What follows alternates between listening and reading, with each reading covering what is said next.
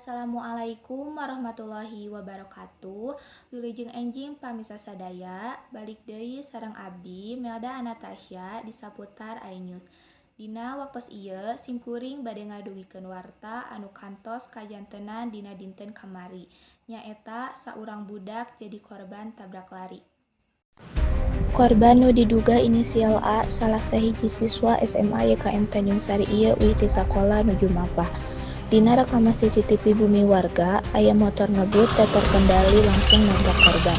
Ciri-ciri palaku ngagunakeun jaket krem, teu di helm, plat nomorna 1122AB. Korban ngalaman luka ringan, sedengkeun palaku kabur naon nu jadi sabab aranjeun jasa katabrak ku motor. Sigana mah si palaku teh rusuh janten kekebutan jadi we nabrak abi sareng rerencangan abi. Naha palaku bisa kabur? Duka rusuh, duka sieun diamuk warga da kabur. Saha korban ti kalakuan ieu? Abi sareng rerencangan abi, cuman abi mah lukana luka ringan, rerencangan abi mah lukana rada parah sakali. Iraha kajadian ieu lumangsung Rabu 2 pas abi sareng rerencangan abi uih sakola. Di mana kajadian ieu lumangsung? Di jalan di Caket Bumi. Di mana palaku dina waktos ieu teu kapendak kaberadaanna dugi ka ayeuna.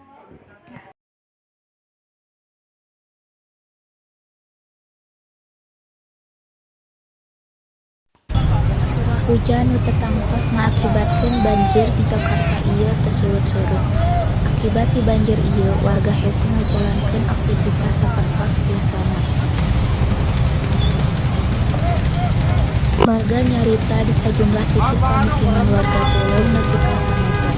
Anu matak warga ngungsi ka tempat leuwih aman. Banjir oge ngarendem jalan anu matak kendaraan teu tiasa ngaliwat.